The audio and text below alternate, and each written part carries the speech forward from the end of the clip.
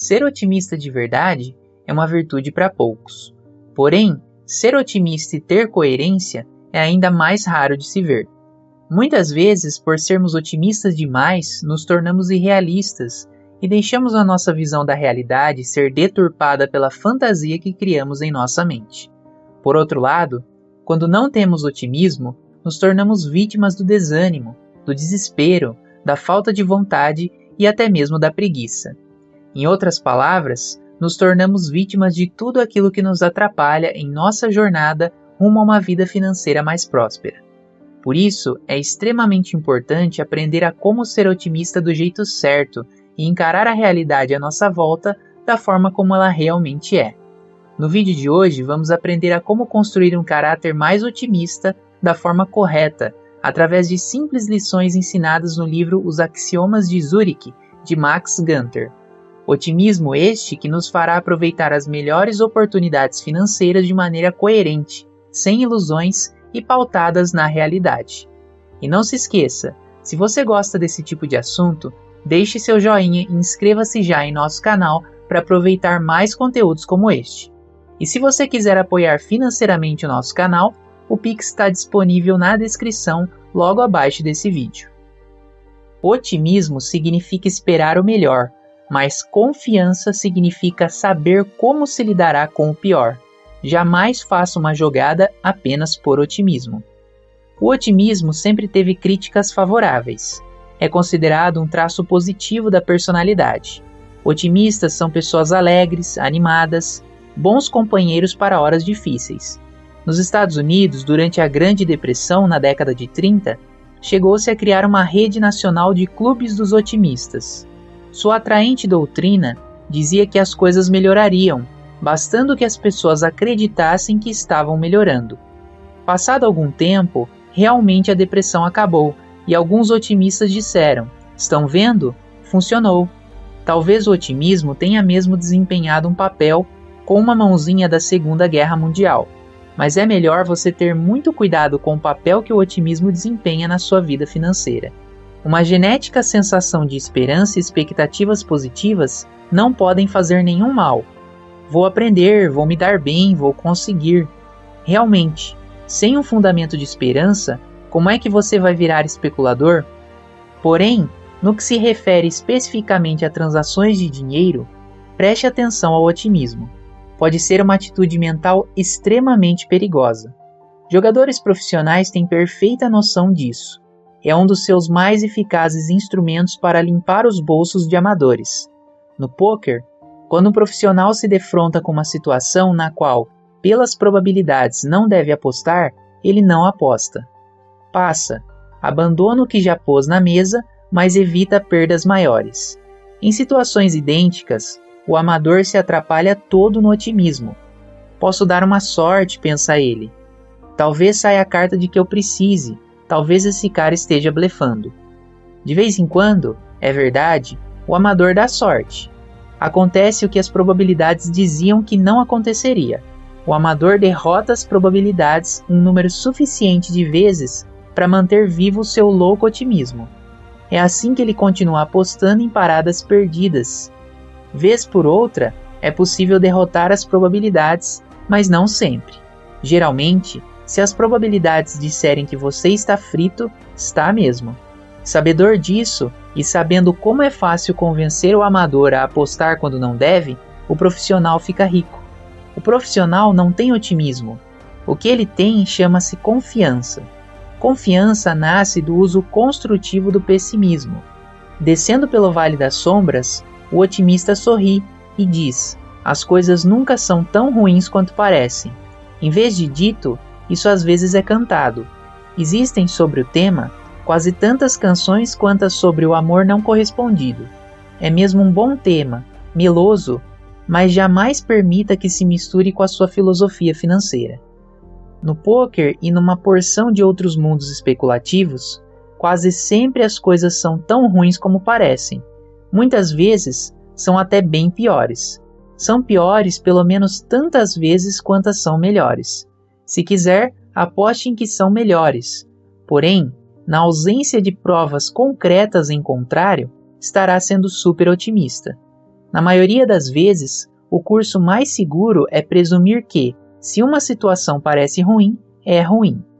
Jamais faça uma jogada por otimismo apenas, diz esse nono grande axioma. Em vez disso, saia atrás de confiança. Confiança não vem de se esperar o melhor, vem de saber como se lidará com o pior. O profissional de pôquer sabe o que fazer se as cartas se voltarem contra ele. Naturalmente, espera que isso não ocorra, mas não larga o seu destino por conta dessa esperança.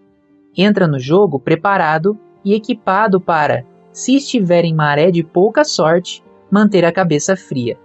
Pessimismo construtivo é isso. Em contraste, vamos dar uma olhada na triste saga do jovem casal que achava que o otimismo era suficiente. Vamos chamá-los de Sam e Judy, que não são seus nomes verdadeiros. A história me foi contada por uma corretora de imóveis num subúrbio de São Francisco. Sam e Judy eram representantes bastante típicos dessa fauna chamada Yuppies, Young Urban Professionals, jovens profissionais urbanos. Sam trabalhava em propaganda. Judy era residente de pediatria no hospital. Alimentavam grandes sonhos. Sam queria ter a sua agência um dia, e Judy queria uma clínica particular. Sadiamente compristas, falavam abertamente em ficarem ricos. A fim de apressar o processo, ainda no princípio do casamento, haviam começado a expor suas economias a riscos. No início, considerando-se a inexperiência dos dois como especuladores, até que não foram mal. A sorte estava ao lado deles. Ao longo de alguns anos, tinham conseguido dobrar o capital, que no dia do casamento consistia de 2 cadernetas de poupança que chegavam a cerca de $12.000. Estavam com $25.000, mais ou menos. Foi então que a sorte virou. Souberam de um imenso loteamento no estado do Sudoeste.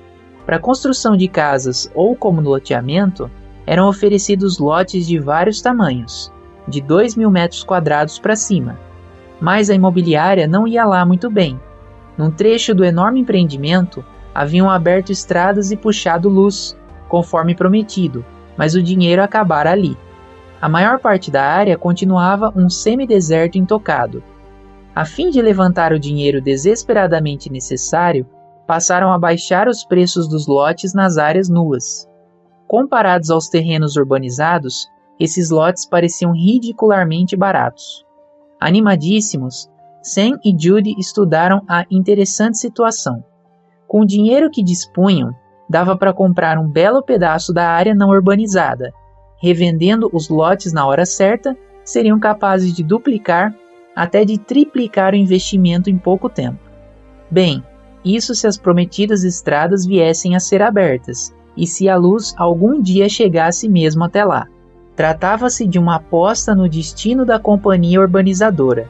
Se recuperasse a sua saúde financeira, e se as várias questões na justiça fossem decididas a seu favor, e se mais uma porção de coisas, com o tempo, então, estradas e luz elétrica alcançariam os lotes em que Sam e Judy estavam interessados. Se saísse tudo ao contrário, porém, aquilo permaneceria deserto inacessível para sempre.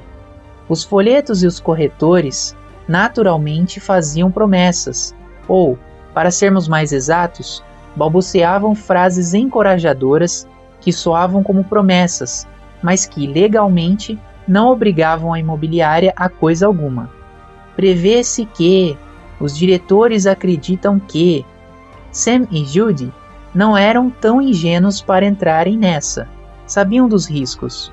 A companhia poderia falir, ou os acionistas simplesmente podiam decidir que não queriam mais e liquidar o negócio, pôr no bolso o que sobrasse de dinheiro em caixa e ir em frente.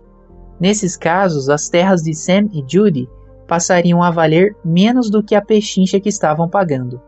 Na realidade, poderiam acabar pura e simplesmente invendáveis. O dinheirinho deles era capaz de ficar preso ali eternamente. Mas eles achavam que valia a pena correr os riscos. Eram otimistas. Assumir riscos não tem nada de errado. É lógico. Afinal, especulação é exatamente pôr o seu dinheiro num projeto cujo resultado não é previsível. Conforme vimos ao estudar outros axiomas, praticamente todos os projetos são de resultados imprevisíveis. Os assuntos humanos não mostram padrões confiáveis. Não há previsão em que se possa acreditar. Esteja você comprando ações da IBM ou terra nua, tudo é jogo. Ao arriscarem o seu dinheiro na esperança de ganho, Sam e Judy não estavam fazendo nada que os chamados investidores, pessoas supostamente prudentes, não façam o dia inteiro em Wall Street. Sam e Judy, porém, cometeram um erro fundamental. Não foram pessimistas o bastante. Não pensaram em como se safariam caso as cartas se voltassem contra eles. Comprar ações da IBM é um jogo, mas se as coisas não andarem, você tem saída, vende. O terceiro grande axioma nos ensina que isto não é a coisa mais fácil do mundo de se fazer, mas pelo menos é uma possibilidade que fica aberta. Sempre haverá quem compre, porque há sempre alguém fazendo mercado para a IBM. Ao entrar no negócio, você pode determinar a saída. Se o preço descer a tanto, cai fora. Saber como lidar com o pior, isto é confiança. Tivessem sido menos otimistas, Sam e Judy poderiam ter estabelecido uma saída. A terra em que estavam de olho ficava a quase 2 quilômetros da área desenvolvida, de onde terminavam as estradas de acesso. A distância era parte da razão de o preço ser tão baixo. Outras áreas nuas mais próximas estavam igualmente à venda a preços relativamente mais altos. Sam e Judy poderiam ter comprado nessas áreas mais caras. Assim, caso a imobiliária falisse, com uma estradinha de acesso relativamente curta, daria para tornar suas terras utilizáveis e vendáveis. Fazendo isto, ainda sairiam do negócio com prejuízo, mas ao menos poderiam sair. Em vez de pensarem nessa triste alternativa, apostaram apenas no seu otimismo. Para eles parecia um quadro cheio de perspectivas. Se a imobiliária se recuperasse das suas dificuldades e levasse a termo os planos anunciados, e Sam e Judy descobriam razões para acreditar que isto aconteceria, eles e outros investidores nas mesmas áreas teriam ganhos de arrepiar os cabelos. Foi assim que Sam e Judy entraram num negócio sem saída. Isso tudo aconteceu há muitos anos. A imobiliária já deixou de existir faz tempo. Estradas e luz elétrica, adeus. As autoridades judiciárias do estado até hoje estão à procura dos donos, a fim de obrigá-los a um acerto de contas. Até hoje, nada. Enquanto isso, Sam e Judy estão entalados com uma área de terra nua que só pode ser visitada a pé ou em lombo de burro, e não parece que vai mudar tão cedo. É possível que jamais consigam vender. Eles e os demais proprietários das áreas têm conversado sobre ratear os custos da abertura de estradas de acesso e de puxar luz até lá, mas as coisas não têm andado. São despesas muito altas e, ainda que alguns se disponham a pagar suas partes, outros não querem. Traídos pelo otimismo, Sam e Judy foram apanhados numa armadilha que, pode-se dizer, é pelo resto da vida. A sensação produzida pelo otimismo é boa, daí ser ele tão traiçoeiro. É uma sensação muito melhor do que a do pessimismo. É uma atração hipnótica, como as sereias da antiga lenda grega, que, com seus cantos, atraíam os marinheiros para a morte nos rochedos. Ao se iniciar qualquer negócio, tem um número ilimitado de possibilidades futuras, algumas boas, outras más, todas igualmente possíveis. Tanto é possível que você suba como desça. Mas quais as possibilidades que você acha mais prováveis? As boas, claro.